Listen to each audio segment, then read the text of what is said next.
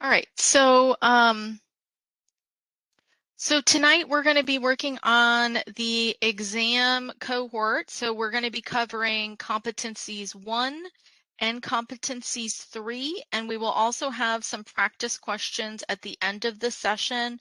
If you've watched the exam cohorts before, we did do a pretty big refresh on these, and so hopefully you find them a little bit more aligned to the competencies, and then, sorry about that, and then also, um,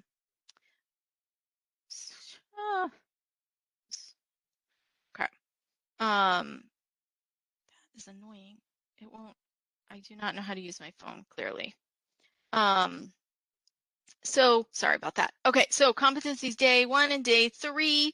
I'm sorry, competency 1, competency 3. So that's going to be the written and spoken English and the awarenesses and differences, which is our kind of like our diversity concept. And so one thing that we do have is the exam cohort note-taking guide. And so you'll see that we have here a guide with all of the key words that are in it, that are for this competency here. And then also you can access the other competencies as well. So obviously we're doing 1 and 3 tonight. Not tomorrow, Wednesday is going to be 2 and 5, and then Thursday will be 4 and 6. So this covers all of them. And then also I did want to show at the end, you'll see a flip-flop chart. So this cohort covers, this flip-flop chart covers a lot of the terms that students regularly flip-flop on the exam. And given we only have 30 questions on the exam, if you flip-flop just a couple of terms, that, can be really problematic. You don't have a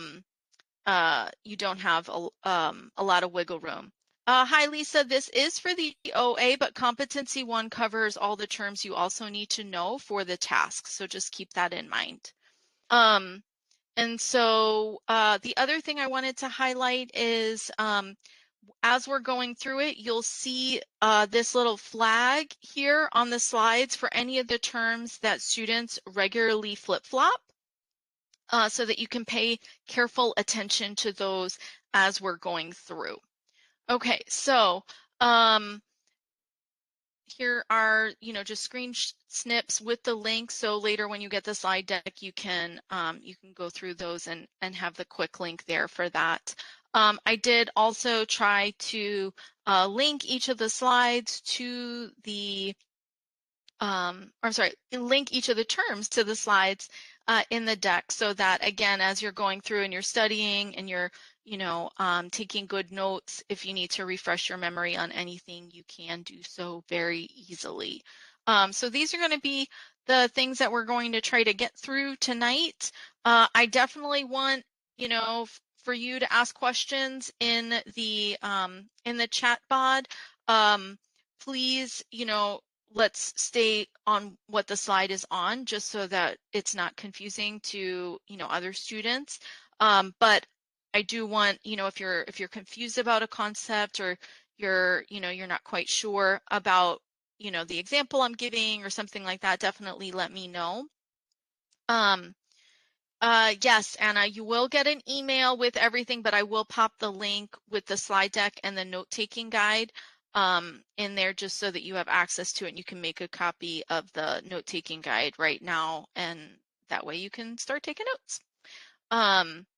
Okay, so we are gonna try to get through everything. So can someone give me a good working definition of the difference between traditional versus constructivist?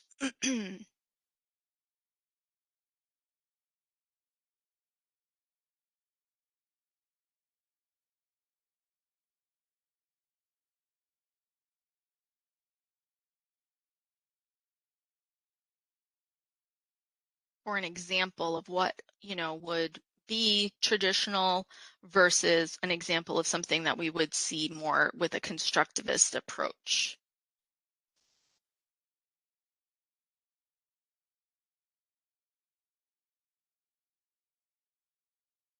Yeah, Gail, exactly. Kill and drill is a perfect example for traditional, and then having more student involvement would be more constructivist. Yep, multiple methods. I like that, Caitlin. Traditional is straight rows, lots of memorizing. Good. I like that, Helen, too. Um, direct instruction, constructivist is more interactive. Exactly. So what you want to really be thinking about with these, especially in terms of the exam, is if you're given like an answer that's related to a more traditional model, proceed cautiously unless it's asking for like something to avoid, okay?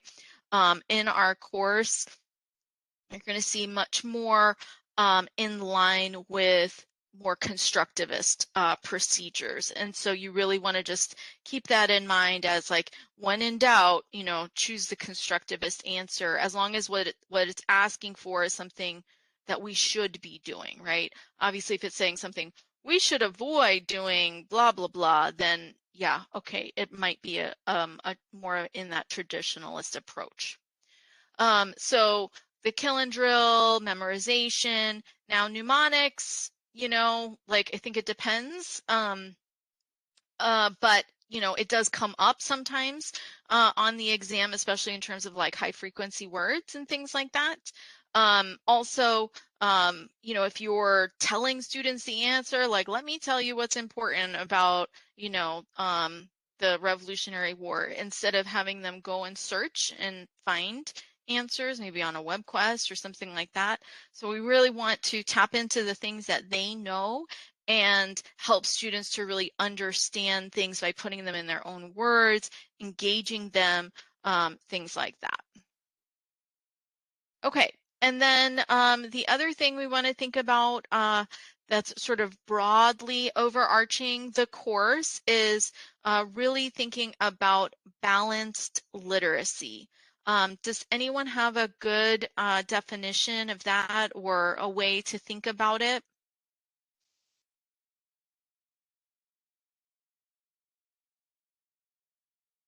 And as we're waiting for folks to kind of pop that in the chat pod too, I do sometimes see students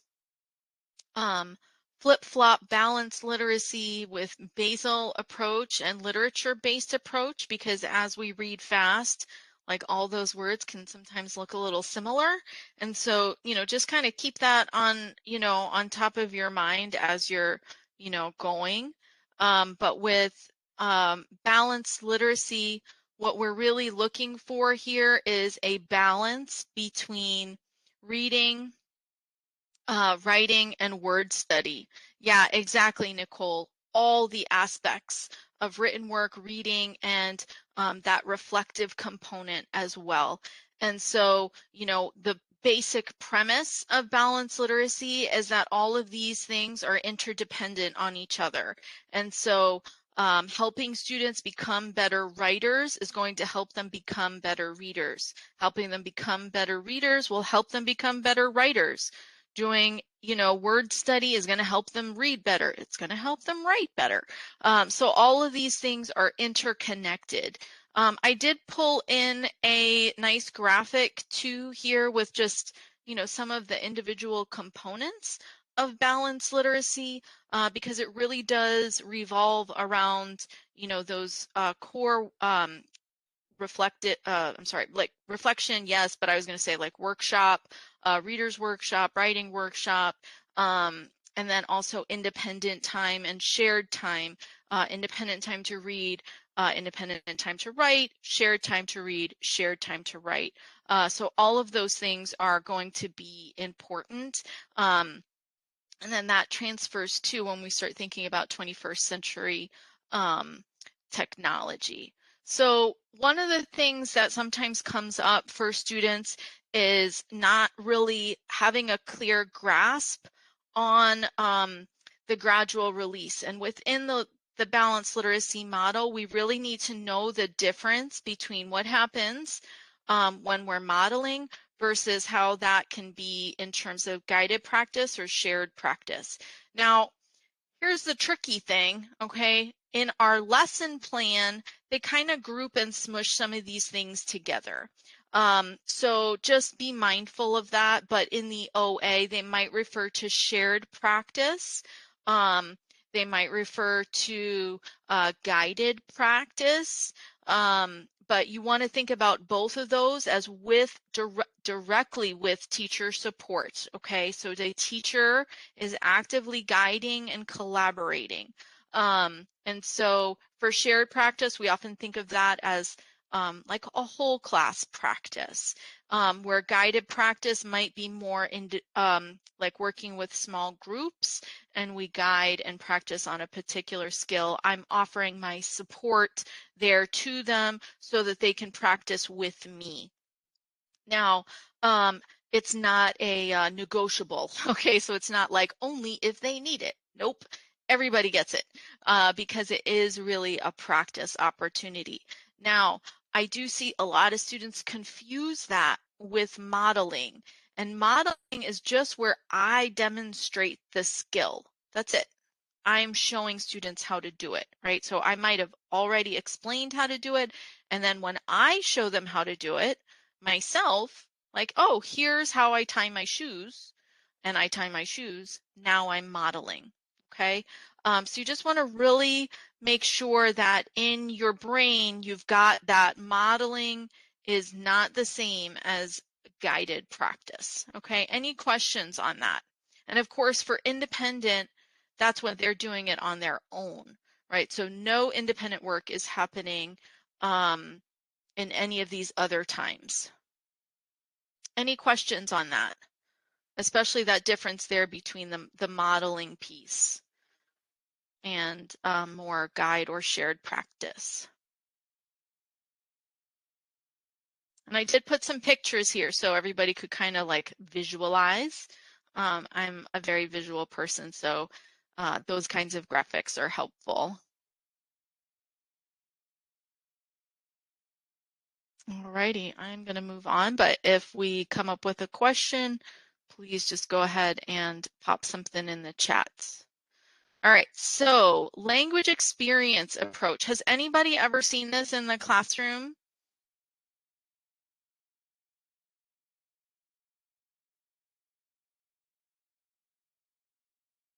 You can just do like a Y or an N in the chat too.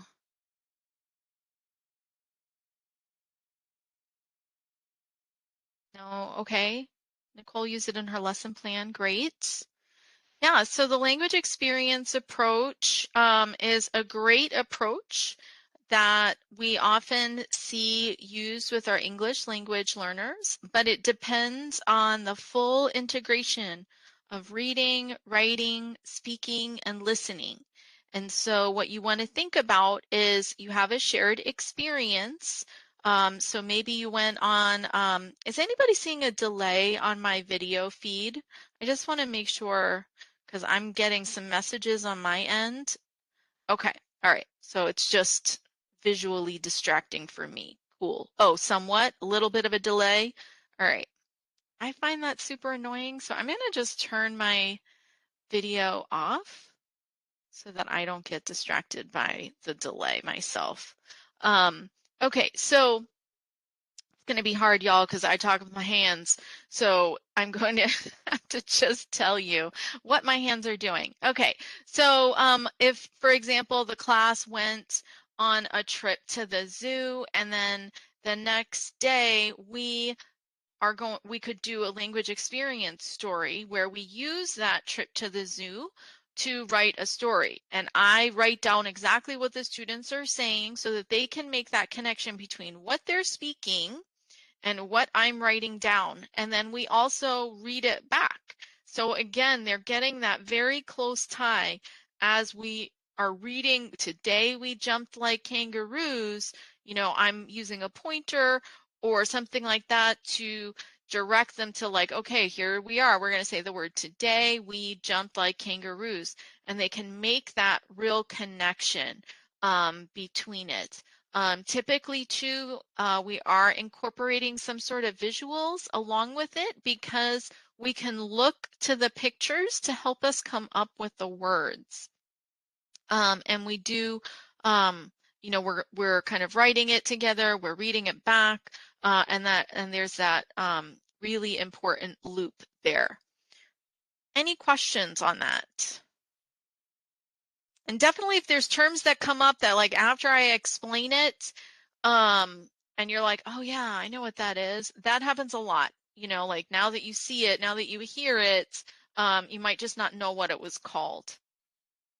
All right, so we are going to explore some strategies for building vocabulary.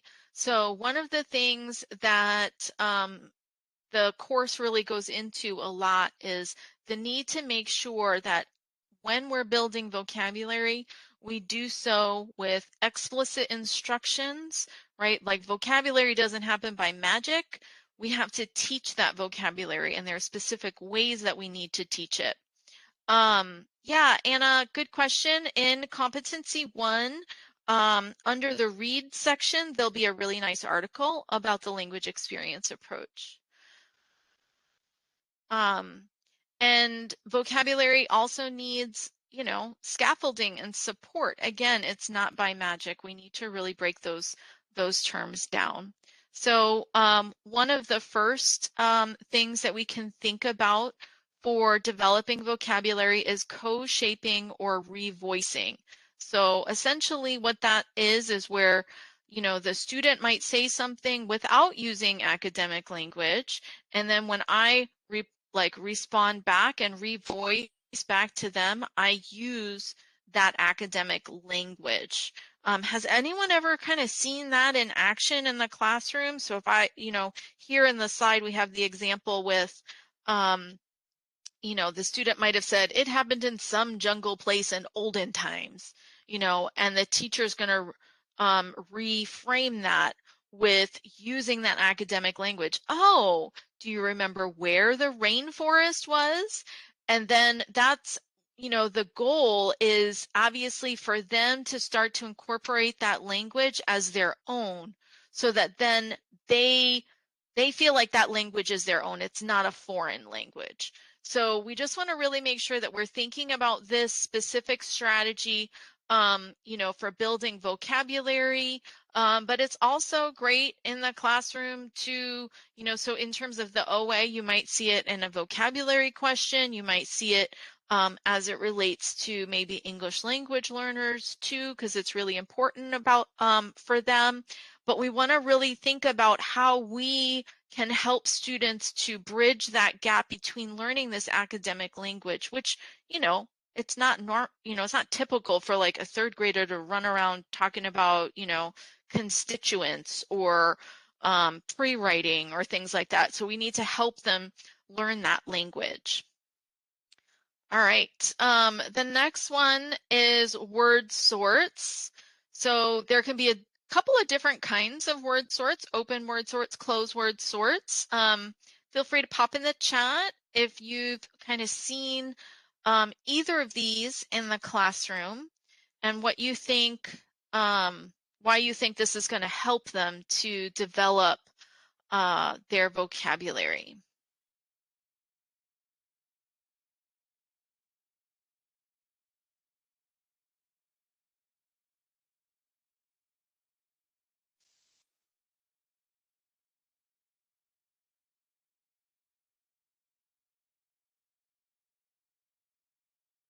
Awesome. So why do you think it's helpful? If we're thinking about, as you're taking notes, you want to write down the definition, you might write down examples, but you also might want to really think about, how is it helpful? Why are we using this? When would we use this? So for word sorts, this is really about helping students to see the relationships or patterns among words, and that could be word sounds. That would be appropriate in the that word study piece. So you can see that that's what's kind of shown here on this picture, where we have different word sounds: rope, slope, hope, mope, cope. And so this is going to be a closed word sort. This is where the teacher says, okay, here's how I want you to organize the words. And that helps them often to see those patterns. Now, if I had an open word sort, that would be where I'm asking the students, well, you construct the categories and you sort them, right? So if I had given them, say, for example, a bunch of different kinds of animals, maybe some students might sort them into animals that walk on 2 legs versus animals that walk on 4 legs. Maybe they sort them by different kinds of, like, this one has fur, these have feathers, these have scales.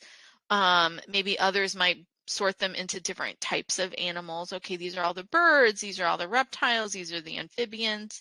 But for that open word sort, the students are constructing the categories. But obviously the purpose here is to help them to, kind of see the patterns. For the open one, that's also helping them to kind of tap into their schema and their background knowledge, which is always important. Right. So dramatizing, one of my favorite ways to build vocabulary. How many of you have seen this in the classroom where students create skits based around new vocabulary words?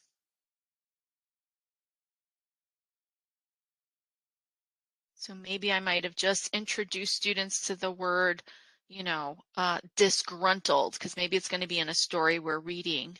And they can put on a little skit with their group, thinking about what is, how to best dramatize this. And what's great is, one, it taps into that schema, it taps into that background knowledge, right? Because maybe they can, connect to, oh, disgruntled. Well, that reminds me of Grumpy Cat. Or for maybe another student, it reminds them of something else. And so they can tap into that. And the other nice thing too is that they really are working on, oral language skills. Obviously social skills comes into it as well. And not only are they tapping into that memory, that prior knowledge, but also the dramatizing itself then becomes a memory as well. And so the more of those kinds of connections that students can make as they're, constructing that knowledge, the more likely they are to remember it. Ashley, I am so glad to hear that. I, love doing stuff like this. If I could find a reason for them to put something into a skit, I always did, because it was really just so much fun. Okay, so here's another one for vocabulary, varied texts and contexts. So we don't want to just think about that, drill and skill approach, like here's your vocabulary words, write them down in your notebook with the definition and write a sentence. That's not necessarily going to really help them to develop a deeper understanding of that word. But if I introduce that word in a variety of contexts, in a variety of different types of texts, maybe books, websites, poems, that can really help them see it in a variety, like all of the nuances that that word might have.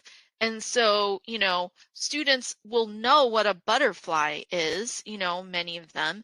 And so, but will they know what it is to have butterflies in your stomach, or to dance around like a butterfly, or what it is to have a butterfly garden? They might think like, am I growing butterflies? If they've never heard that phrase, they might not understand what that means. And so we want to really give them access to as many possible different ways of exposing them to that word so that they can see all those little variations. And that's especially important, when we're thinking about things like, idioms and how that can really change the meaning of a word. Does that make sense to everyone? Now, one important thing with varied texts is that doesn't mean, say, like 3 books in a series. That's the same kind of text. So we're really thinking about a variety. So just keep that in mind, on the OA, that they really do mean very different kinds of texts. All right. The next one is semantic maps. So this is kind of like a variation on a graphic organizer. Like classic bubble map. Have any of you seen this used specifically for vocabulary in the classroom?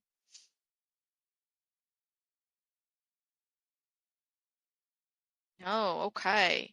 Yeah, so what you can do, I want you to think about all these little um, nodes coming off as students making connections to whatever the concept is that we're working on. And so, if we're thinking about apples, I'm asking them to think about, well, they might start saying, oh, crunchy, they're crunchy, they are juicy, and then we start making connections. And what you can see is that the students actually know a lot already about apples. But this is a visual way of helping them to see what they already know. And we know that this, has a really important factor when we start to think about like helping them to organize what they know about things is going to help them later on when we get to, more complex skills like writing. But helping them to, take apart a word and really think about what they know about it already makes them feel more confident about it. And again, it's about that constructing that meaning. Now, with this, you can use it like this with the whole words. I often, too, in the classroom would take parts of words. So, for example, the word revision. I might break into, two bubbles, RE and then vision, and then we'd break it apart so that they could see, we can break down, well, what do we know when we see a word that has the word RE in the front? What does that remind you of? Repeat, redo.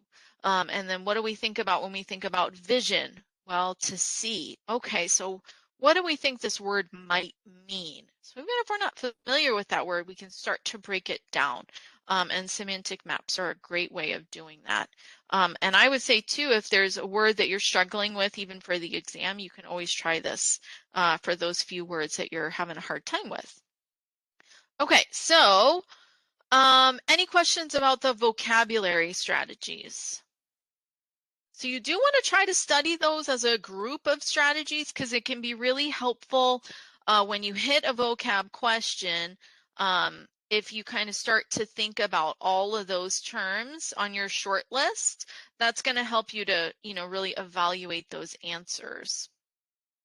All right, so next we're going to shift into writing to learn, which is low stakes writing that supports learning. So one of the first things here is sentence starters. Sometimes we also hear them go by sentence stems or sentence frames.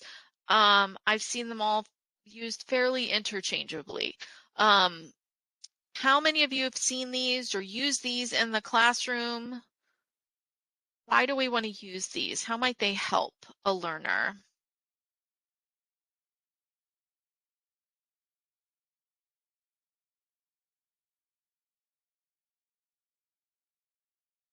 Yeah, Erica says uses them with ESL often, reduces the spelling load, good for ELLs, good. Yeah, Anna, too, it gives them prompts, right? They can be really focused on what they need to write about, gives them building blocks, excellent. Yeah, what we're really thinking about as a right to learn strategy is we're kind of lifting the load a little bit and really helping them focus on the important parts. So if this isn't, a full-on writing lesson, then I can just have the students really work on the content, right? Maybe it's a social studies lesson or maybe it's a science lesson.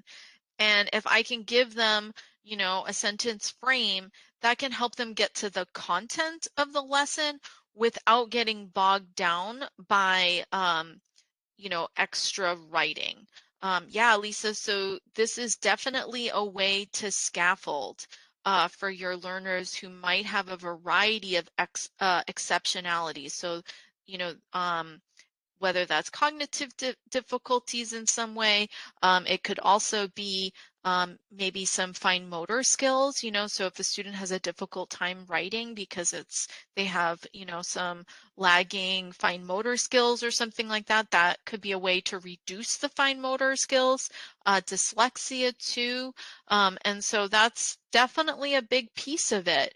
The other thing that I want you to think about with sentence starters is it helps students to learn the way that we write in different disciplines or with different kinds of writing, right? So if I were to say, one reason I like this book is, and then another reason I like this book is, I'm helping students to understand the way we talk, like when we're giving an opinion.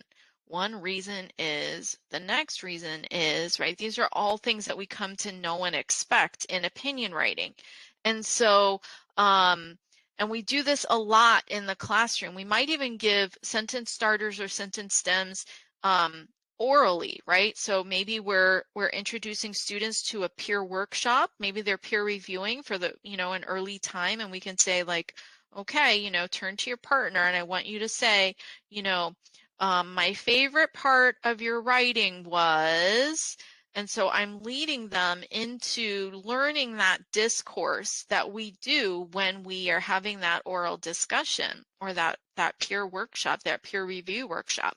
So sentence starters and sentence stems can help teach them, help to show them how to do that kind of writing or that kind of speaking. Does that make sense?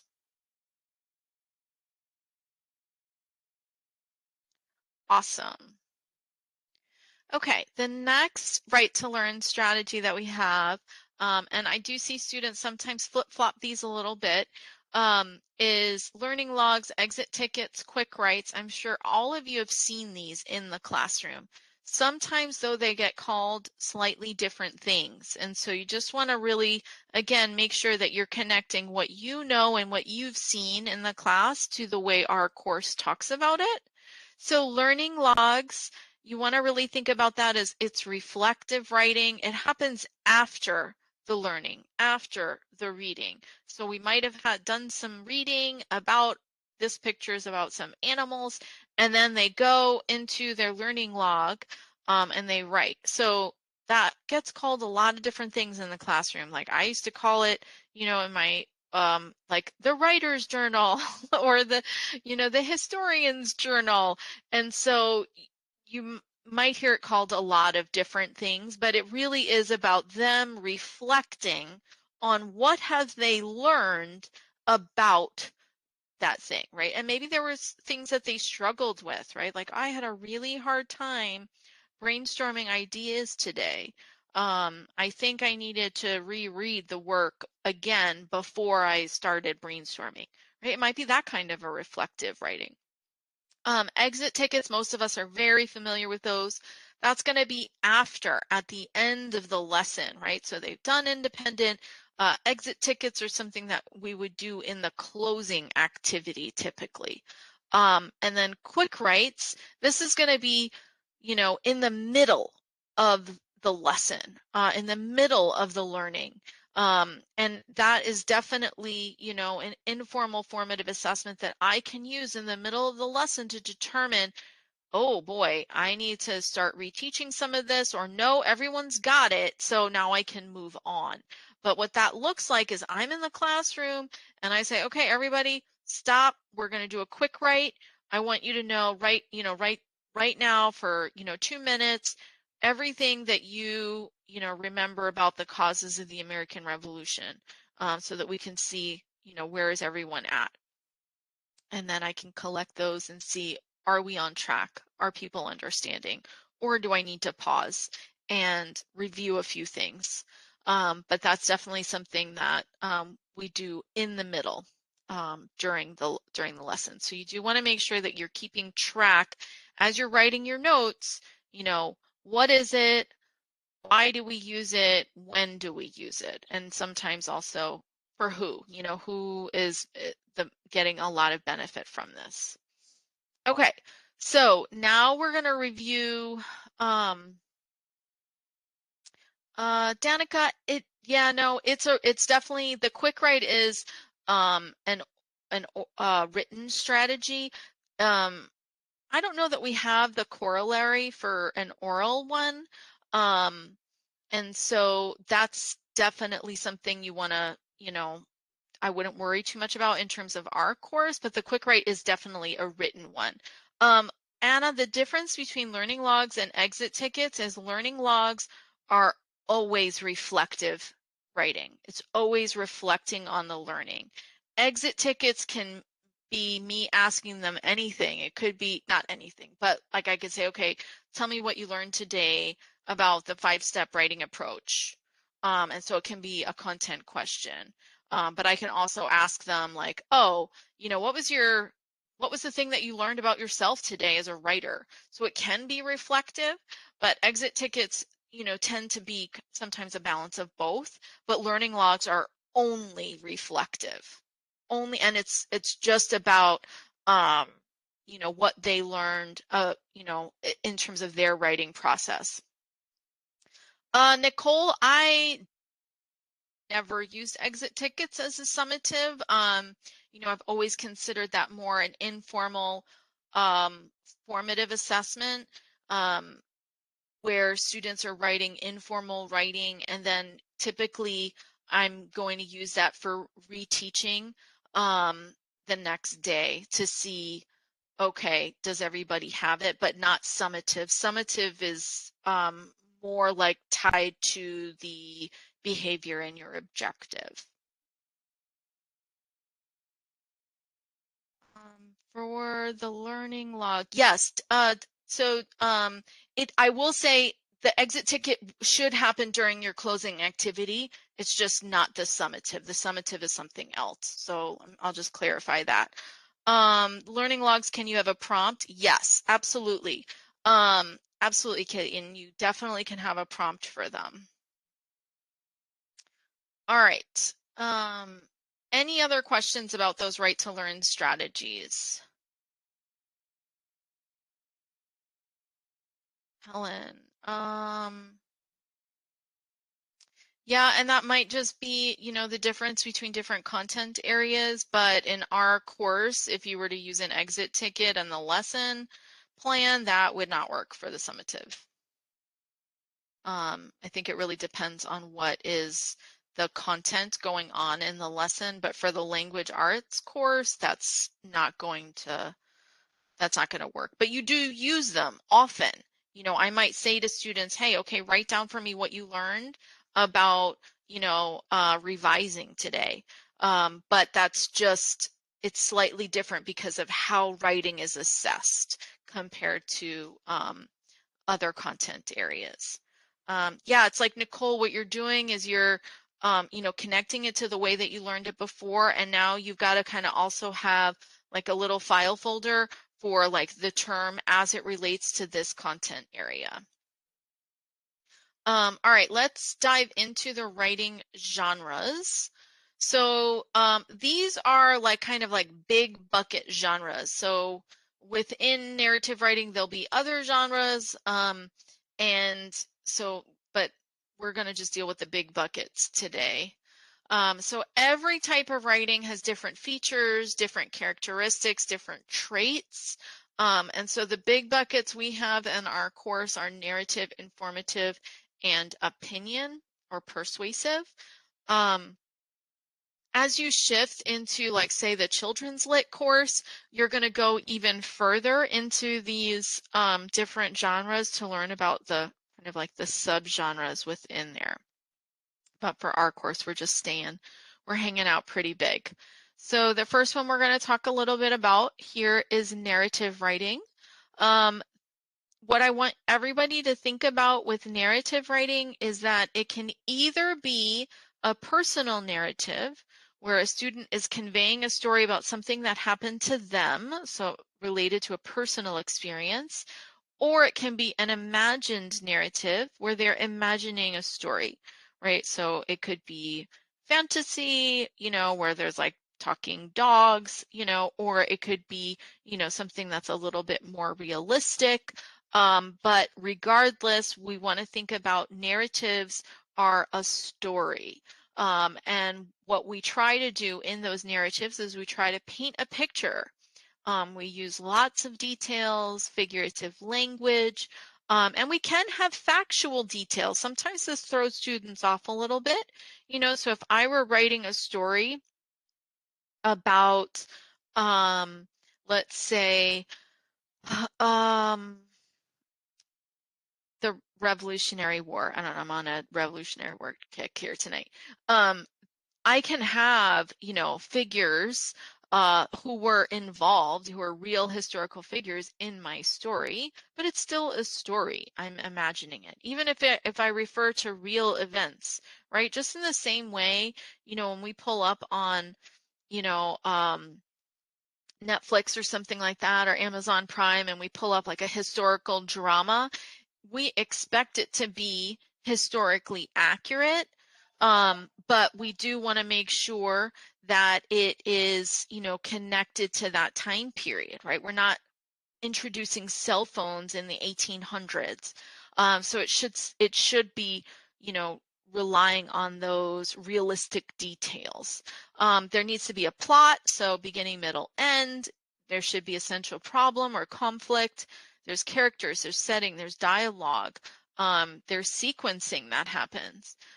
So you want to really think about narrative is, again, either that they can imagine a narrative or it can be personal, either way. So even though it really happened to me, I'm telling a story, right? So let me tell you a story about, my a holiday tradition. Let me tell you what happens every time we celebrate this particular holiday, or the last holiday, my grandparents came over and this happened and then this happened and then the dog jumped up on the ottoman and, did X, Y, and Z.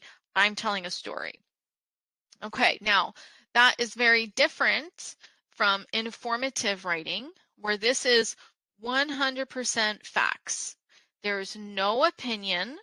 There's nothing that could be contested, right? These are like, this person was born on this date, died on this date.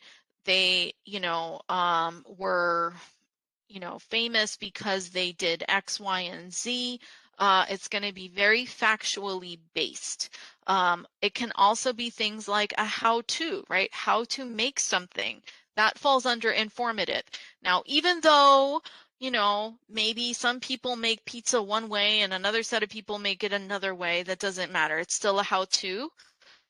It's how to make that thing. It can also be descriptive, can be compare contrast, cause and effect. So any of those kinds of things. But this is where, it's not like I'm writing about a famous person and why I am so inspired by them. The minute I shift into and why I'm so inspired, that is opinion.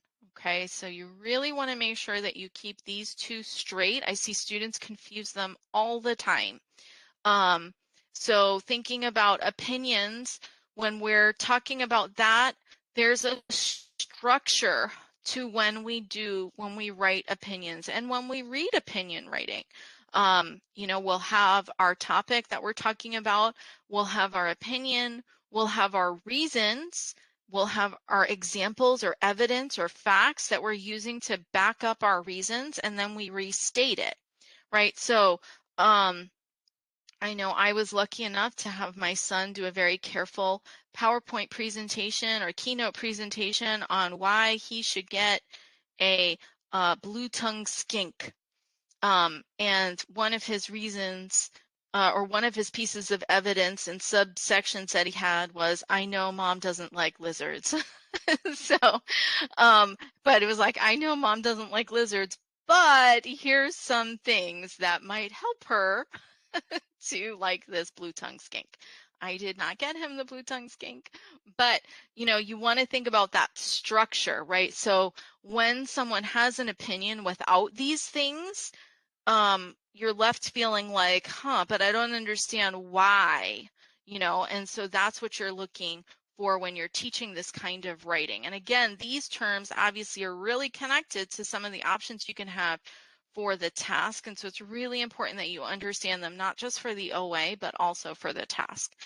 So things about like, why is it important to stand up to bullying? Or why is a character or historical figure courageous or inspiring? Those things would yield opinion, right? Because I might bring in facts, but why do I think that is going to be an opinion? Or why do I think my friend is unique? That's going to yield opinion. Is that clear to everyone? The differences, especially with like, you know, each of them kind of can bring in factual or realistic things, but it's a little bit different for each genre. Making sense? Because we have a little bit of a game, so I want to make sure we go through everybody's questions.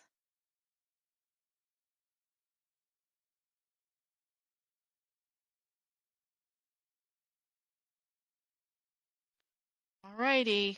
Okay, so I want everyone to, you should have access to the screen annotation tools. If you are not logged in via the desktop app, I think that might be problems. But yeah, Gail, no worries. You know, it's not like there's no like tuition discounts for participating or anything. It's just for fun.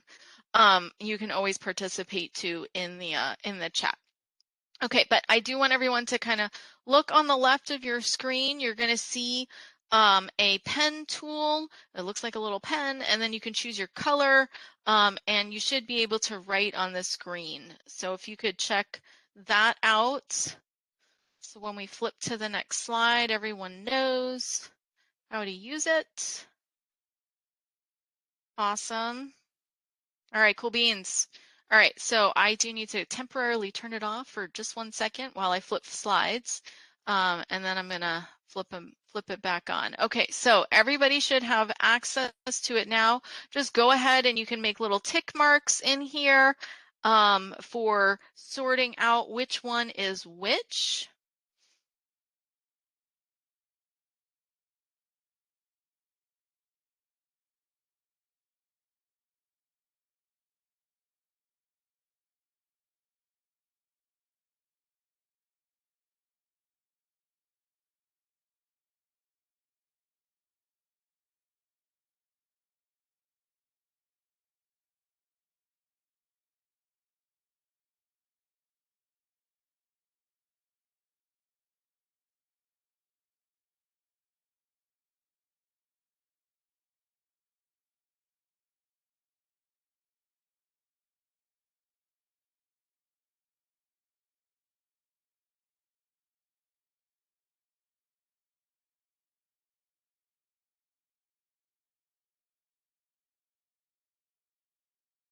Awesome, so good here.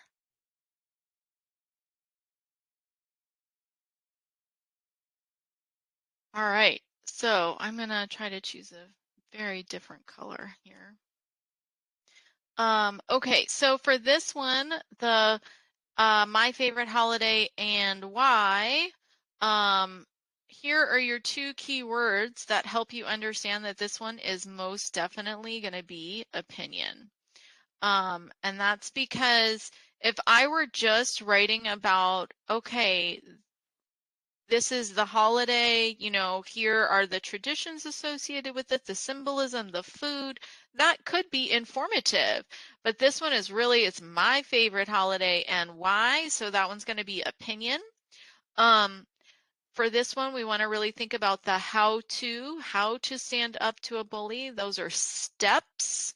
So that's going to help us to understand and link it then to the informative one. Rewriting part of a story. So everyone got that? That's going to be the narrative.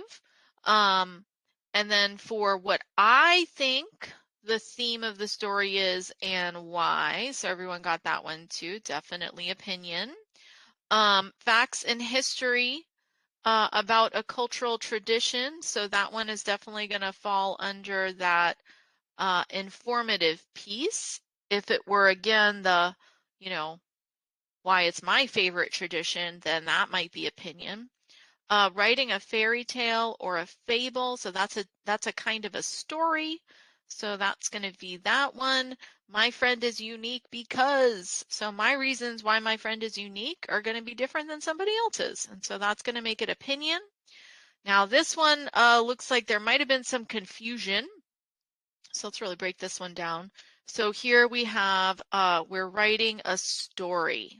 So that one is always going to be narrative. Now, if it was writing about why we should accept someone who is different than us, then opinion might be the case. But if I'm writing a story where I might have, today on the playground, I saw someone who was speaking a different language and, didn't know English, but we created this whole game involving a blah, blah, blah, that I'm writing a story. I'm telling a story. It's a narrative. Any questions on the writing genre sort here?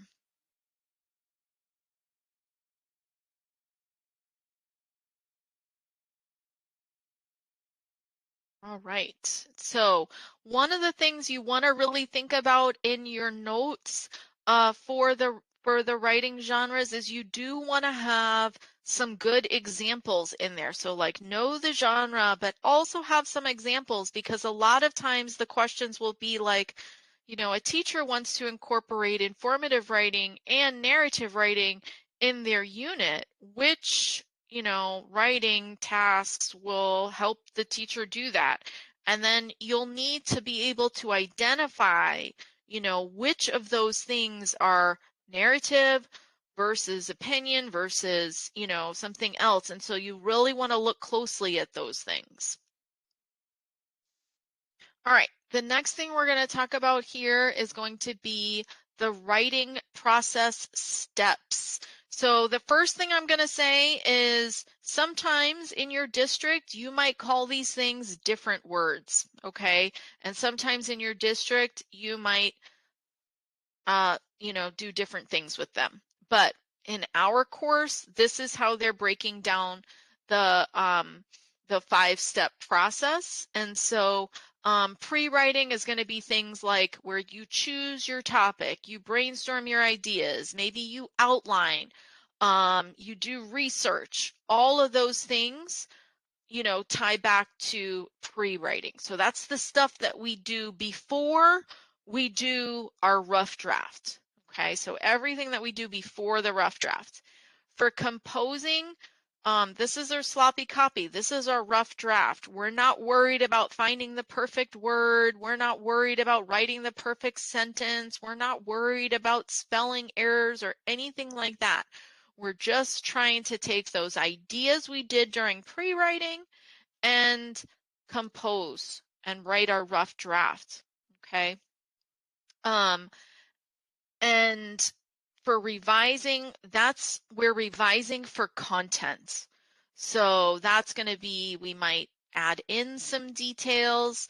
And a lot of these things are going to be different depending on like the genre you're doing, right? So if I'm doing narrative writing, I might be adding in a lot of figurative and sensory language. But if I'm doing informative writing, I'm not going to be adding those kinds of things, right?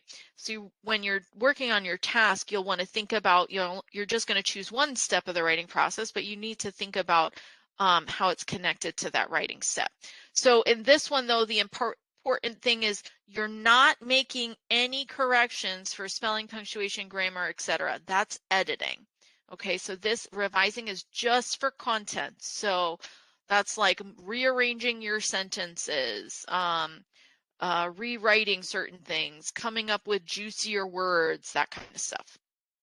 Like I said, editing, we used to call this proofreading, so that's the spelling, punctuation, grammar, mechanics, that whole business. Publishing, that's your final step. Yep, Melissa, maybe so. But you really have to break it down, and that's what the task is about. And this these are the 5 steps. So you're going to get questions on it for the OA, and our task is definitely really focused in on that. I think it also depends too on the age of the student, and how complex of a writing task is it. And I think that really matters too, which is another, reason when we, kind of make recommendations on grade for the task, we do say to like avoid kindergarten and first grade because, they're doing everything they can to just write their work. For publishing, this is making that clean copy, right? So I'm going to date myself, but back in the way back times, Dr. Cohen wasn't a Dr. Cohen, but I was in school. That was like when we got to write in pen, you know. Now, oftentimes for a lot of kids, that means typing up their work or rewriting it. It might also be, publishing it to, submitting on Google Classroom or, adding it to, the class website or things like that. But that's that final copy. The other thing too about the writing process steps is writing is a very complex skill. And for many learners, they are going to struggle with certain aspects of this, like getting all their ideas out, organizing their ideas, or, really focusing in on editing. So we really have to teach each of these things separately so that they really understand how do they edit their work. And so that's a really important process. Okay, so any questions on kind of like the nuts and bolts here of how the steps are distinct from each other? So just really want to make sure that everyone's understanding, especially that difference between the revising and editing. Awesome, perfect. Okay, so another thing that we're going to touch on here are text structures. So this is something that you would encounter while students are reading, but it's also connected to writing. So like that balanced literacy piece shows, right? There's lots of connections here. So our text structures are how information in a text is organized, right? It can help them, teaching text structures can help them to understand that underlying structure within the work, right? So if you think about, when you're reading something and they're comparing and contrasting, two things, you're looking for those key words to help you see that this is a comparison and contrast. One similarity these two things have is one, thing that it doesn't have is this, right? So all of those things we've internalized, we understand because we've learned them, but you're going to need to teach this to students.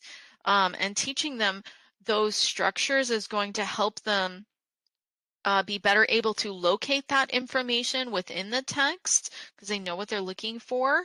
But it's also going to help them in terms of being better writers especially when we're thinking about informative type of writing. So things like that classic cause and effect, set up within a text. And then in Wednesday's session, we'll talk a little bit more about pattern guides and how those can, connect up. But I do want you to think about, text structures go along with informative writing specifically. It's really great to help students understand, how to see those structures, anticipate them, help them find different pieces of information while they're reading, but then it goes also a long way into the writing process as well for informative writing. All right. One of the things that's really helpful, you might even want to do like a quick little screen snip either now or later, is really thinking about when we're thinking about oral language and speaking, for some students, it's going to be maybe a little bit more straightforward to think about ages rather than grades, because sometimes it's just hard to kind of keep that in your heads. But you want to really make sure that you are making that connection with the student's age or grade and how skills progress across those grades, because on the exam, it is very likely that you might get, a question where it asks, for a such and such grade, which would be an appropriate oral language and speaking skill. And so you need to really parse out which ones are for lower grades, which ones are for middle grades, where is it asking, for things to land. So one of the things I wanted to share with you is here is a PowerPoint. I'm sorry, I said PowerPoint, but I meant PDF of the Common Core standards. And on pages 23 and 24, that's where you'll find all the oral speaking and language ones. I think that link works, and if not, I think it did something weird when I tried to paste it. Hopefully one of those works. But what you want to think about here is the skills overlap. So if I'm trying to read across like this, and I'm looking at kindergarten, and then I'm looking at grade 1, and then I look at grade 2, they just seem very similar. I think it's really hard. So instead, what I would suggest is look at kindergarten and then skip grade 1, okay? And then look at grade 2. And when you look at kindergarten in comparison to grade 2, you can start to see the difference that comes up. And so, do you need to memorize each of these? No. What you really want to think about is, generally speaking, which skills come before other skills. Oh, dang, that's not working. All right, let's see if I can pull it up on my other screen here and then figure out what happened with the link. And so you want to really think about those different skills as they progress. Okay, thanks. So Lisa, can you try the first link and see if that one works for you? You might also try to copy and paste it into your browser. And I think it's helpful to come up with an example, which is what I have on the next slide, to help you to kind of see how that skill might change across the grades. So if I'm thinking about a conversation with a kindergartner, these are like, this is one of the skill strands: participate in collaborative conversations. And this is like pretty much like on kindergarten topics. And then it says continue a conversation through multiple exchanges. So a very simple conversation. I have a dog. Do you have any pets? I have a dog too, right? That's the kind of level of kinder, conversation.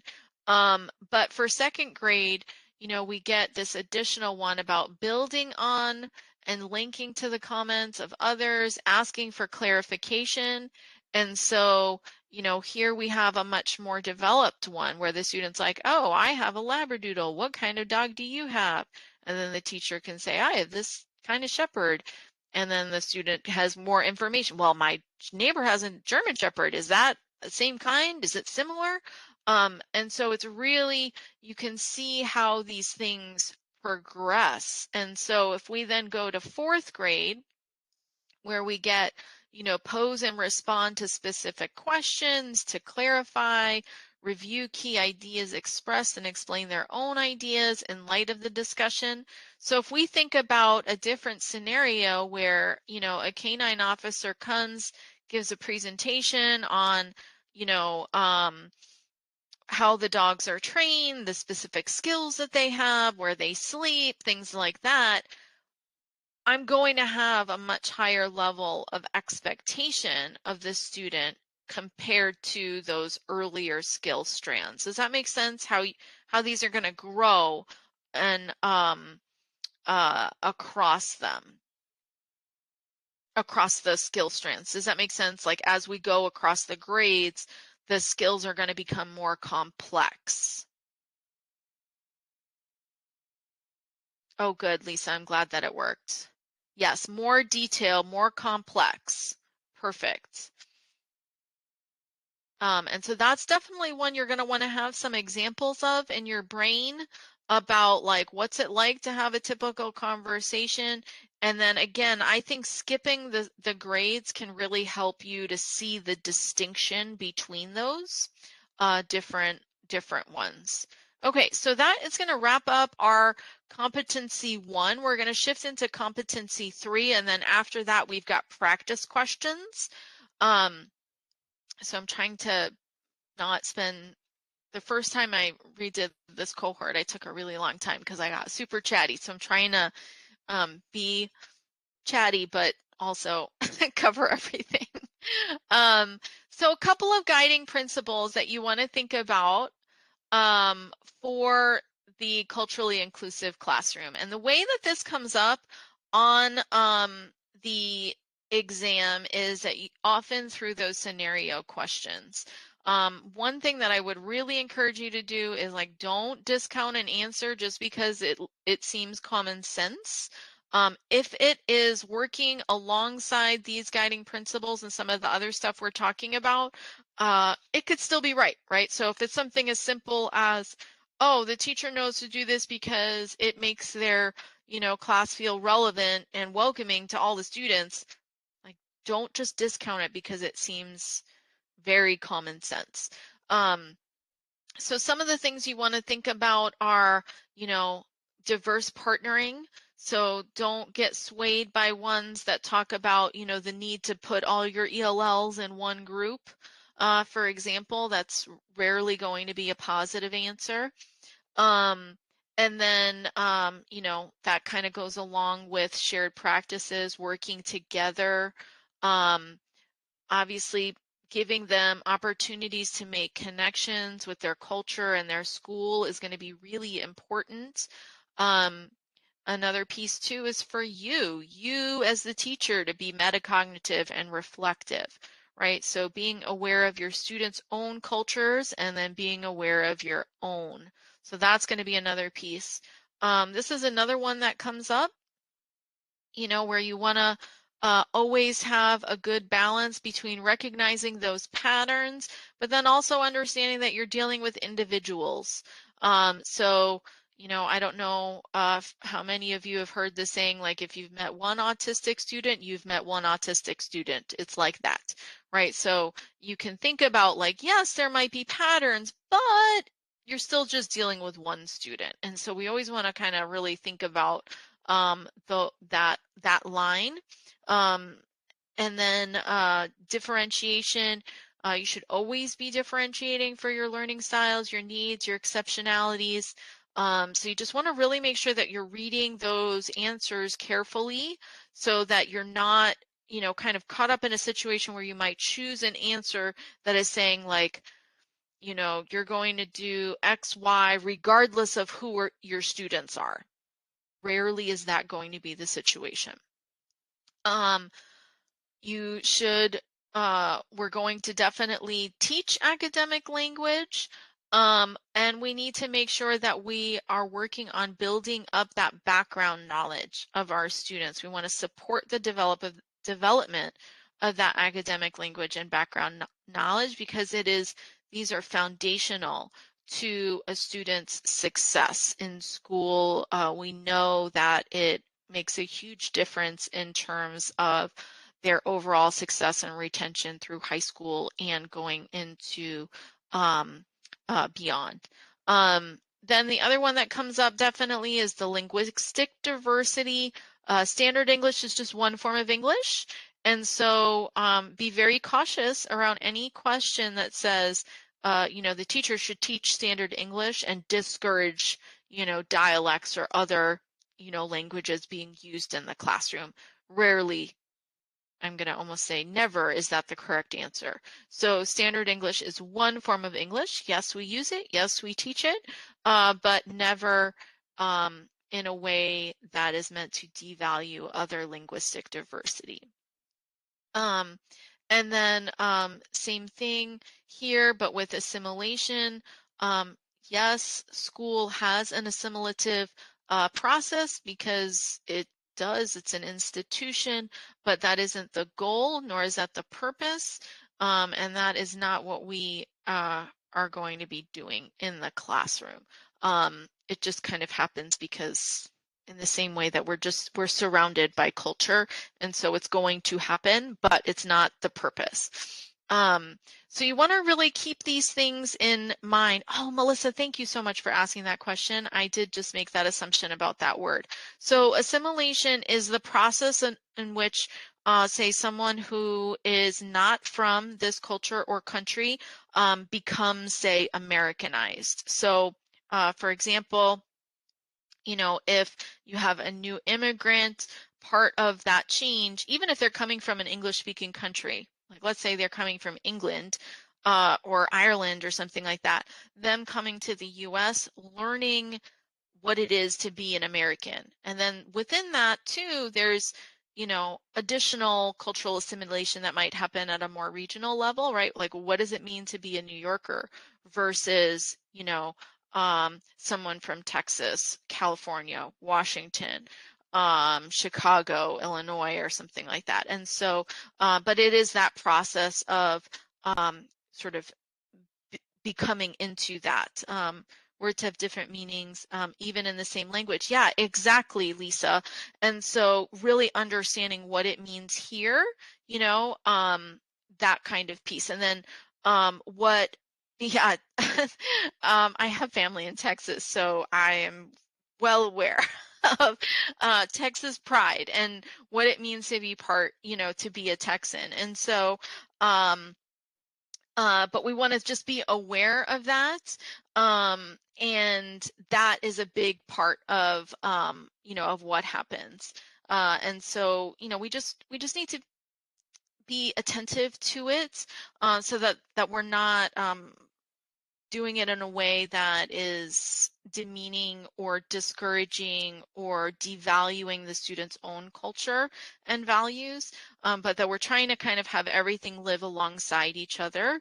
Does that make sense? So you want to just try to have everything, you know, be living alongside each other such that it's not, again, like no one form is prioritized over another. Yeah, exactly. I like that, Lisa. That's really well said.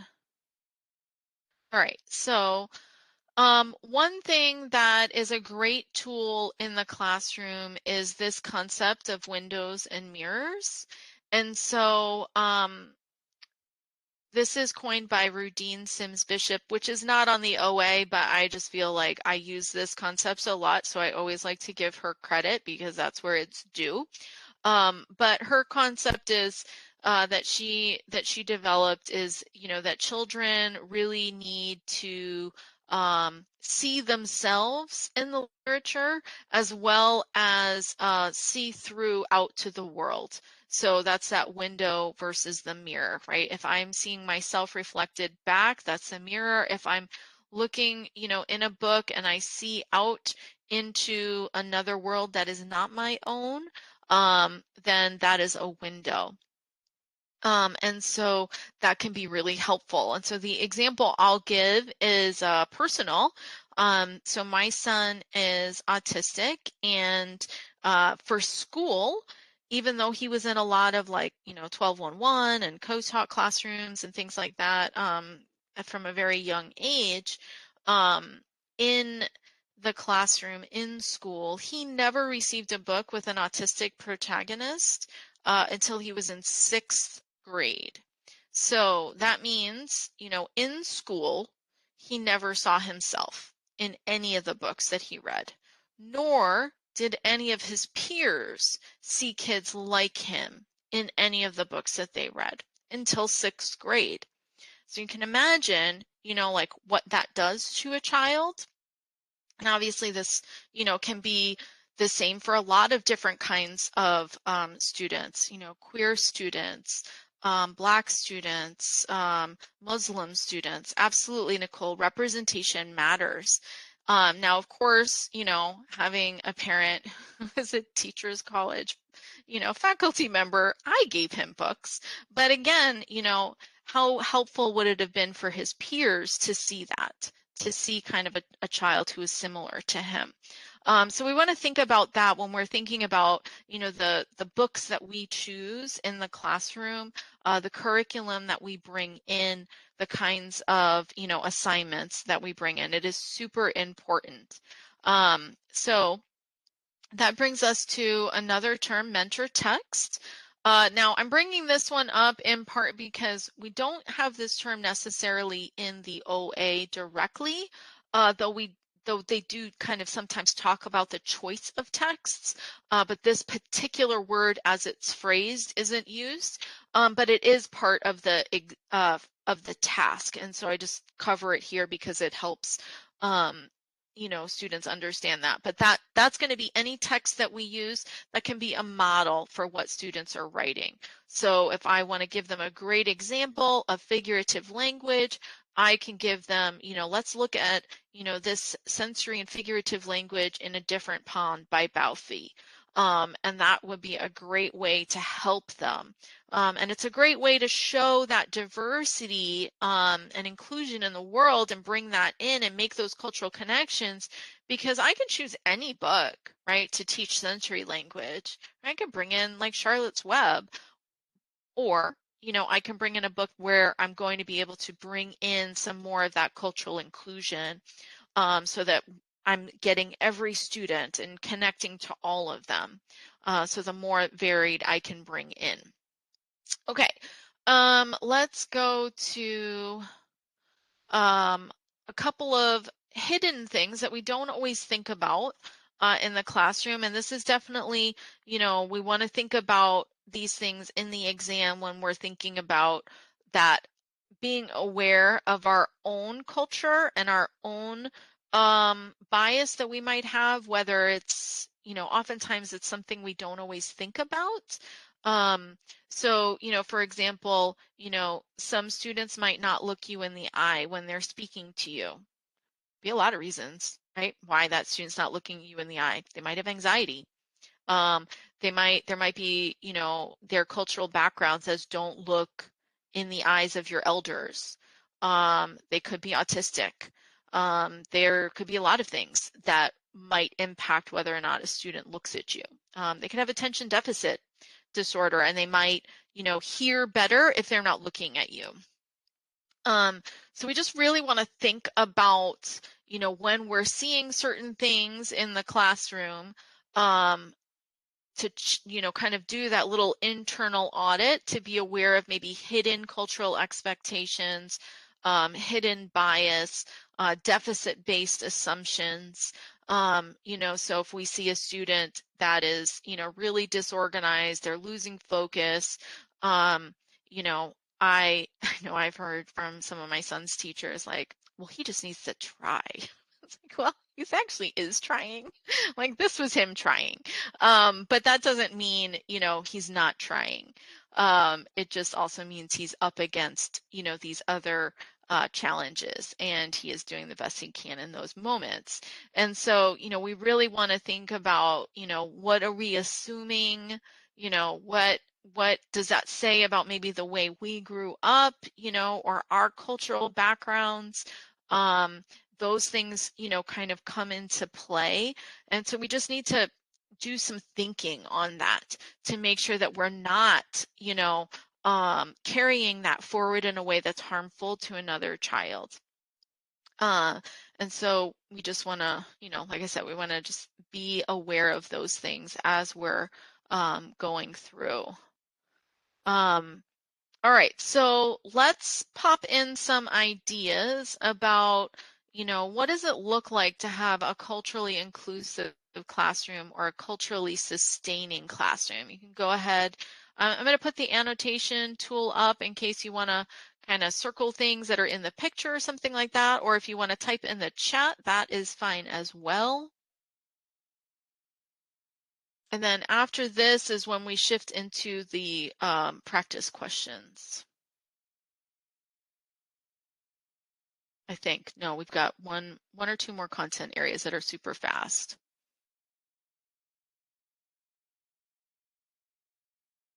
Yep, good. So the flags, great.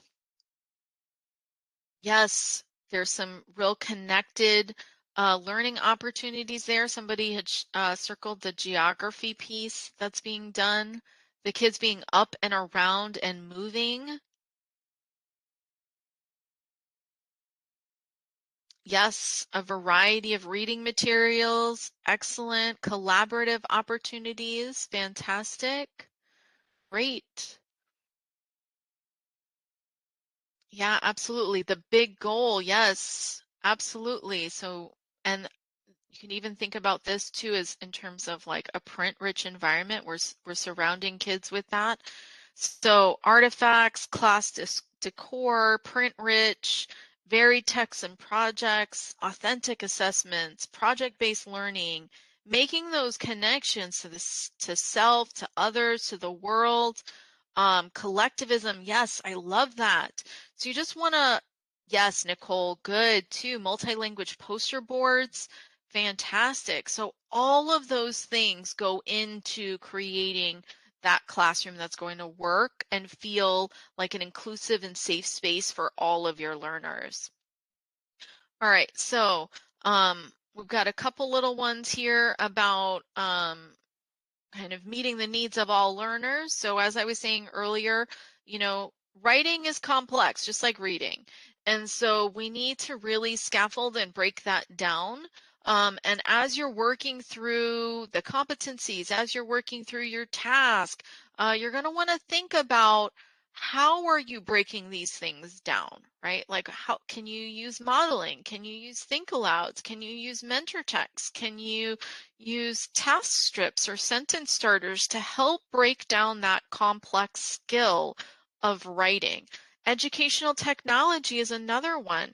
You know, don't let that just be a throwaway, but really think about, oh, maybe I can use storyboard that, or maybe I can use, you know, there's a great app um, for graphic organizers. And so you can really think about how these things can help break down that more complex skill. Um, quickly to just touch on, you know, when we're thinking about accommodations and accommodating different learner groups, we want to think about for our gifted and talented, we're challenging and enriching. So we're not adding work, but we're really trying to extend that skill for them. For our English language learners, generally speaking, we're looking to support those language gaps. If you haven't done your task yet, I do encourage students to explore some of the learners that might have some challenges with writing. So that can be your written expression, learning disabilities, could be ADHD. You can imagine how difficult that might be for them to edit, for example, um, because, you know, writing is a multi-step process. It's highly detailed. So, you know, things like that. Or your autistic students, if you were doing something with figurative language or those multi-step approaches, again, multi-step processes could be challenging. So you really want to think about, you know, those accommodations connecting back to those student needs. I did want to spotlight one, which is a great one that's in our competency 3. We have a fantastic article. When you get the slide deck, you'll get the direct link about using color-coded graphic organizers to support writing. And I gave you a great visual here about what it would look like. You know, you would color code the organizer, and then when students write their draft, they can check using color coding that they have everything. And what we tried to do, because we're just big teacher nerds over here, we actually kind of gave you this similar strategy in our self-check worksheet for the task so that you can kind of put that into practice and see how it could work. But this is a great strategy to really help students see the writing process visually. And color coding is just such a great flexible tool. Like I use it all the time. But for the writing process, it can work really, really well. So if you have not taken advantage of printing out this article and tucking it into your little teacher binder, I would definitely recommend that. Nicole, I don't know. I would say if you do a search probably for color-coded graphic organizer, this will probably come up. I have a feeling it was a teacher pay teacher one. I could be wrong though. Um, yeah, so for dyslexia, some of those sentence starters, where you're lifting the load a little bit in terms of the writing piece can be helpful. Another one I always think about technology, for that as well. So, word predictive, typing or, talk to type, would also be another one. Um, does that make sense, Julie? How that can help?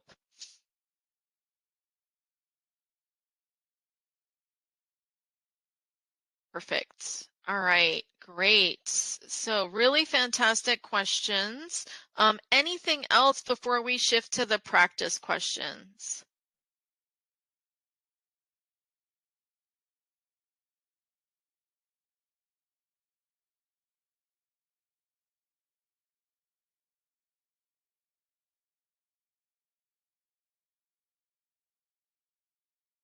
Yeah, absolutely, Nicole. Having it read back to you, can be super, super helpful. Hadn't thought about the Google Translate piece, but yeah, that's great.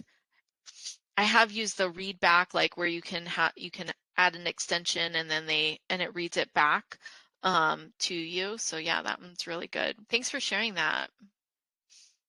All right, so for our practice questions, same thing. I'm gonna, put the annotate on. Yeah, absolutely. Love free and easy. Um, so I put the annotate on, so feel free to, I want you to think about, what are the key words that you might want to, focus in on, and then also thinking about, when you figure out what answer it is, if you want to do keywords in the answers themselves, whatever you would want to really focus in on. And if you can't, please just go ahead. You can pop those key terms, your ideas for the answers, if you've got it narrowed down to 2, right in the chat pod as well.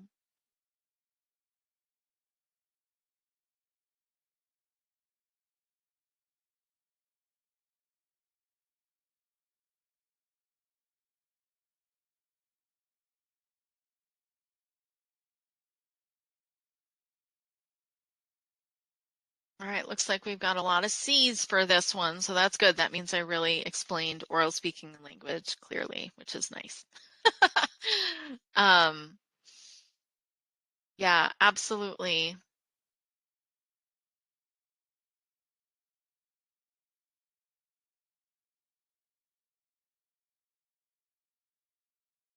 Really good here. So let me flip the slide.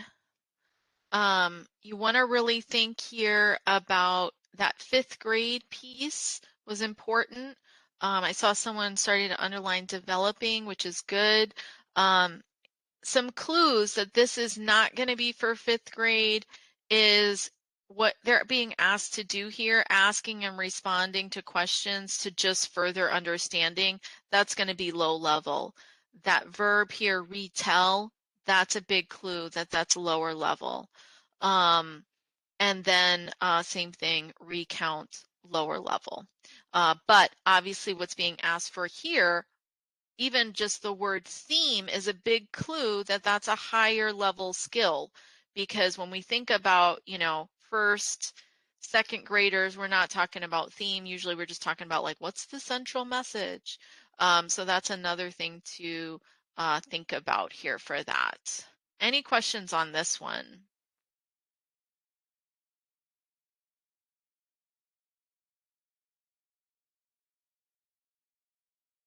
Awesome.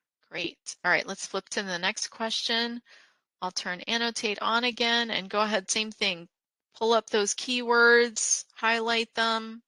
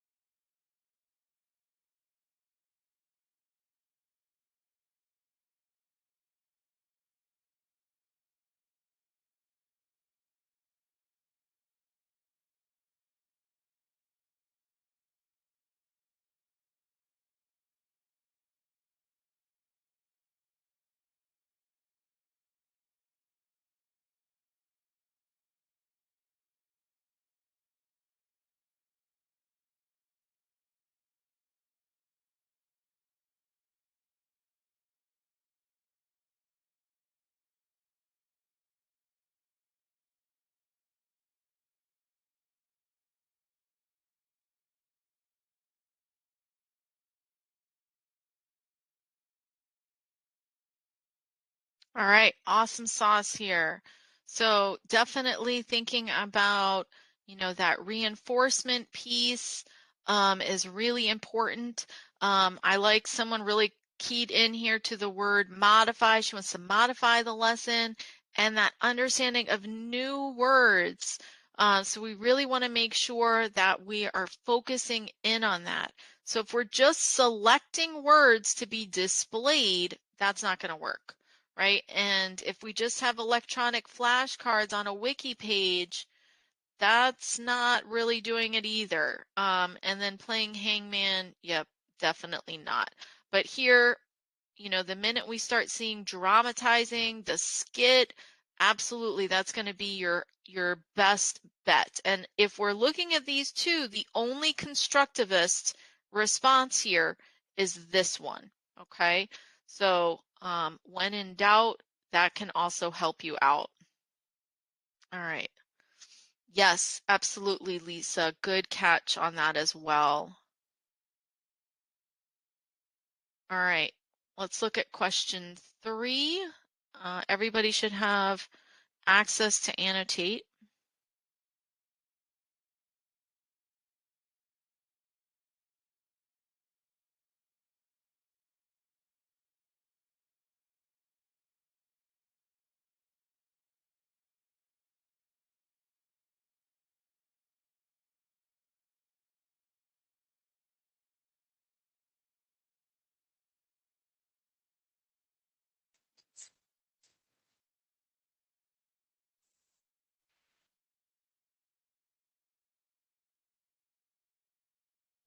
Great. All right. So again, the 4th grade class working on a poetry unit, supporting awareness of cultural differences.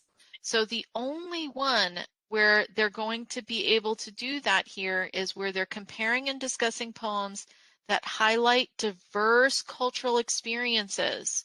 So in this one, it's just a pre-approved bank. We'd have to read a lot into that particular scenario option in order to see whether or not that would work for that option. So we're going to eliminate it based on that. For this one, we really don't want to assign groups based on ethnic backgrounds. That's not going to be the option that we want to think about. And then sharing out different opinions and perspectives on a given poem isn't really tied back to this goal. So the only option we really can choose from these is going to be the last one. All right, so let's flip to the next question. Really good job pulling out these keywords, everyone. And definitely if you're not sure, like if you've got it narrowed down to 2, definitely let me know because we can really talk through some different strategies for that.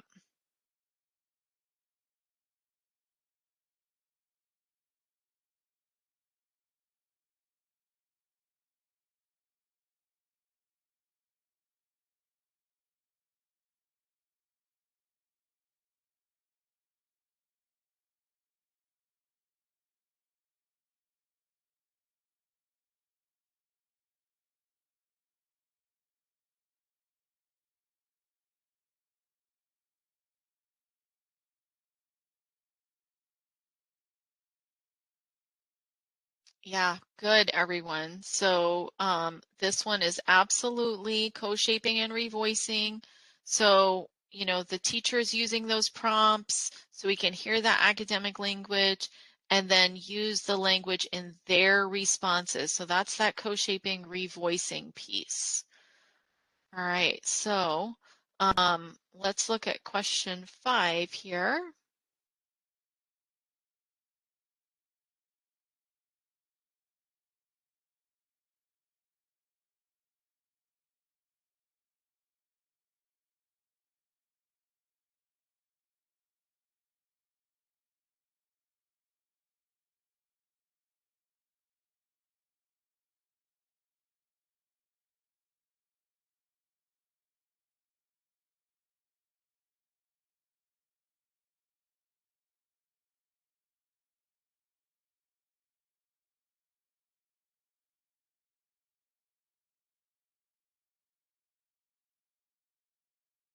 Yeah, good. C. So one of the things that can sometimes happen in the questions is you might get a question where you'll get an answer that's like, oh yeah, that's a good idea. And it might be a good idea. Like, I would love a classroom blog where classmates, you know, spotlight someone who's done a good deed, but it has to answer the prompt. So you really want to think about, if I even were to look at this question and think about, okay, which activity could work in a center and helps to develop respect of differences in society, even reading that question first can help me to eliminate this one because this has nothing to do with differences in society. This has nothing to do with differences in society. Now, if it was like a good deed to someone who was different, but we don't have that, that's not here. And then that would allow me to have it narrowed down to here without even having read this first scenario question. Yeah, absolutely, Lisa. They're distractors. So really sometimes just keying into that core question can help you eliminate things right from the start. And then when I'm here, I'm looking at, if they're just creating a word wall in a different language, okay, that would be, that could work in a learning center. So that maybe has one check there for that piece because it works for the Learning Center. So Learning Center, yes, okay, good. But does it develop that respect of differences in society? No, it doesn't, right? Or maybe I'm not sure, but it's not clear because how, right? Just knowing the word doesn't help them develop that respect. It has to be more than that. So just really kind of breaking it down can really help. All right, let's look at the next one. All right, annotate is back on.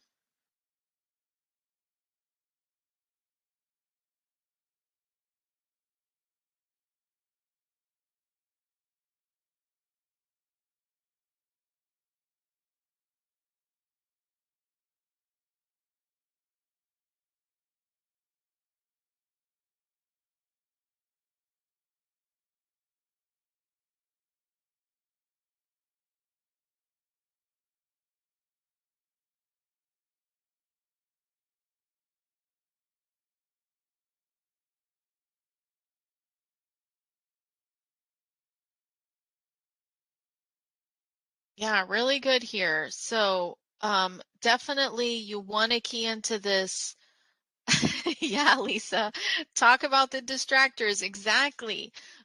So one of the things you can think about here is when you have a situation like this, maybe you've got it narrowed down, right?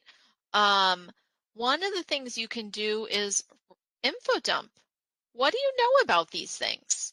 What's your working definition of quick writes? When do we use it? What's it for? When do we use graphic organizer or learning logs or personal experience narrative? Um, because I could totally see, you thinking about personal experience narrative. There's this keyword here, personal. Okay, except what they're writing about are the concepts in the class. So it's not going to be a story. And so you can really think about if you info dump, that can help you to go, okay, well, what do I know about personal experience, learning logs, quick writes? And then go back into what's being said, because then you can go, okay, well, what are the clues here? It's a higher level thinking skill. Quick writes tend to be more like summary. Um, Not always, but it can be. But the key here is this, it has to be that personal reflection here. That's key. And so that's going to be my big one here, and that it's a higher level thinking skill. And that's what we're doing here with learning logs. Does that make sense to everyone here on this one for this question?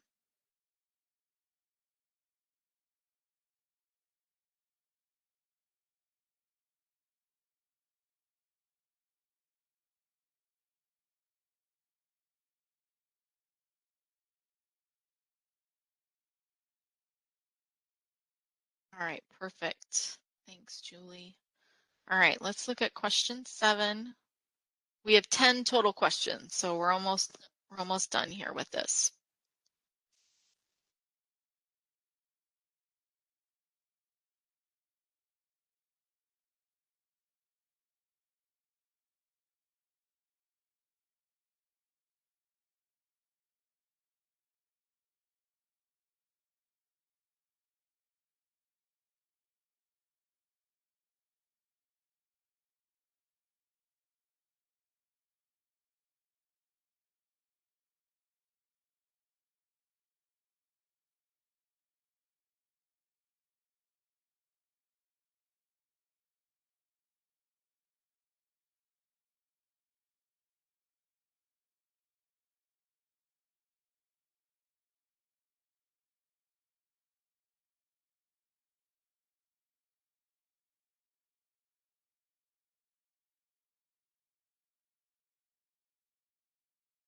All right, this one's tricky. All right, let's break this one down. Let me pull in, let's see, a different color here. Okay, so here's how I would do it, okay? I know I need a narrative and an expository, right? So I might then on my whiteboard do A, B, C, D, and then break it down. Have students write about a recent field trip. Well, the way this is written, not quite sure what this is going to be. It could be a narrative, but I'm also not 100% confident because maybe it's going to be writing a factual thing about it or an opinion, right? Like, I really loved our trip to the zoo. I don't know. And then this one here is a story, so that's going to be narrative. Now, have students write about a family holiday celebration. Um, Probably narrative, okay? Um, and then write a description of a comparison of two cultural traditions. So like on New Year's Eve, we celebrate it this way, and for Rosh Hashanah, it gets celebrated this way, and for Chinese New Year, it gets celebrated that way. So that's definitely expository. Um, and then have the students write facts about their favorite author. So that's expository. And then have students write an informational paragraph about why they are their favorites. So this one's all sorts of problems because you can't have an informational paragraph about why it's their favorite because that's actually an opinion. And then have students write how a bill becomes a law. That's going to be expository because it's facts, the steps to becoming a law. And then what is included in the Bill of Rights. That's also going to be expository. So this one has, I think that means that we had really narrowed it down then to these two. Of the two, B is stronger. Does that make sense? Where this one has two N's, but this one has like an N, maybe, probably, think it's probably okay, and then definitely an expository, okay? But that one's a good one because this is the kind of thing that you have to really be careful with and really slow down about. All right, let's go to the next one.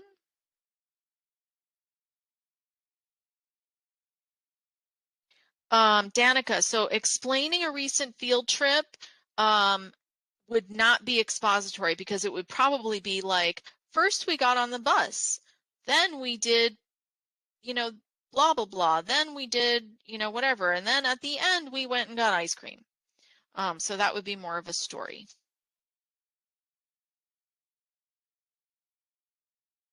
It could be their opinion of the trip. Yep.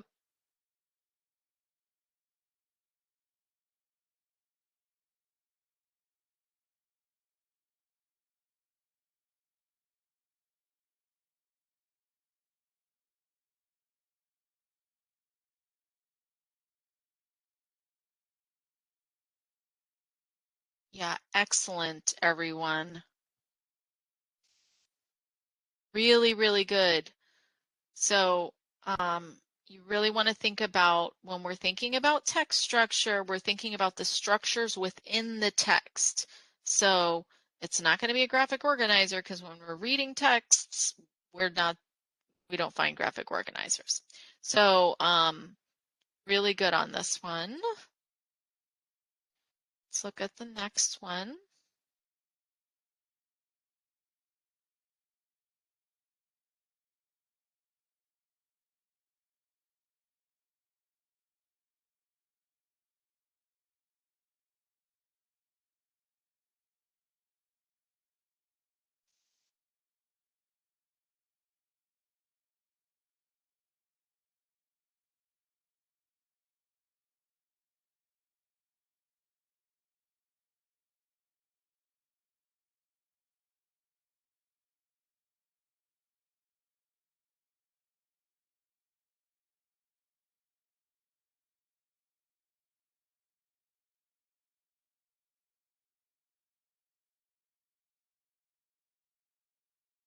Yeah, excellent.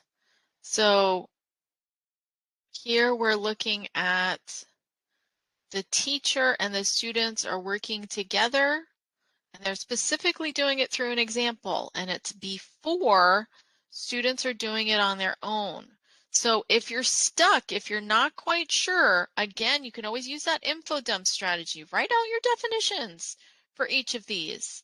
And that's going to help you not get, not leap too fast, and really make sure that you're really thinking through everything and does it line up with what's in the scenario.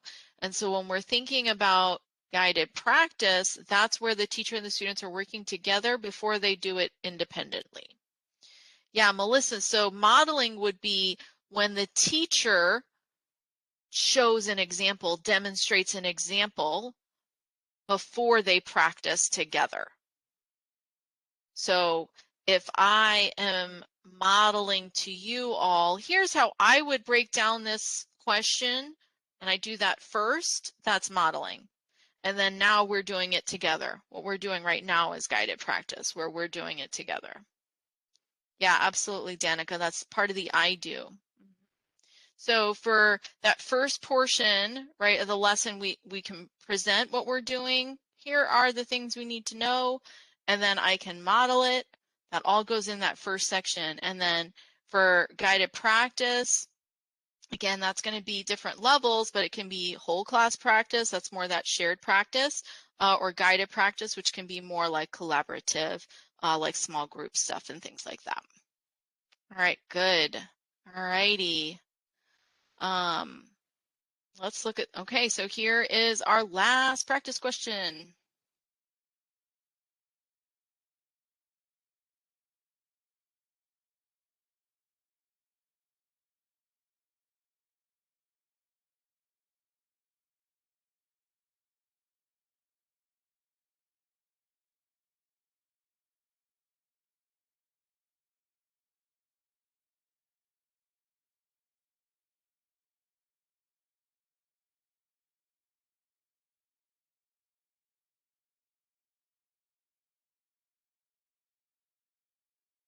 Yeah, really, really good.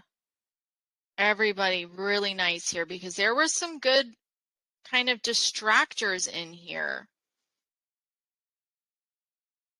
So, the language experience it's written from an experience or event that the class had together. This is an essential part of that language experience approach. And then it's written by the teacher and the students. Okay. These other ones, it's written by the teacher, read back using choral reading. Yes, we do read it back, but the students are constructing that story together with the teacher. Yeah, exactly. That experience is key. And it's also not just, choosing stories that have relatable experience to their lives. So yes, we want to do that too. Again, this is where that, like sometimes the answers are like, yeah, that's a good idea. I should do that. Or that's a really important thing that I should be doing in the classroom. We got to make sure we tie it back to that key question. So we are done with those practice questions. In the slide deck, you will get links to the flashcards and the knowledge checks. These flashcards are from your course instructors, so we put these together, and they are great, little buckets of knowledge. So all those key developing vocabulary terms, those are all in one bucket. All your competency 2 tools to support comprehension, and those strategies all in another bucket. So I encourage you to utilize these. These quizzes and the flashcards are at the end of every competency in your course of study, but you can use these links as well. But if something happens with the links in the slide deck, you can always access them again through the course of study. So definitely, I hope to see you all on Wednesday. I'm running that session. That's competency 2 and 5. These are our really big ones for flip-flop terms. So definitely I hope you can make that. And then Thursday will be our competency 4 and 6. I will, hang out in the room if there's any other questions of things, maybe, as you were note taking tonight, things didn't get tidied up as fast as you needed to. You will get the recording, you will get all the goodies. So you can always go back to those slides as well. Thank you so much, everyone. I know cohorts, and this one in particular, we went a little bit long, though. Really didn't want to cut the practice question short, but definitely I appreciate everyone's participation. These cohorts are always better when everyone is participating as much as you all were tonight, and so I look forward to seeing you on Wednesday.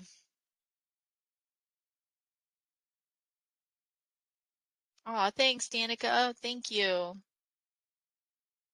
Have a great evening, everyone.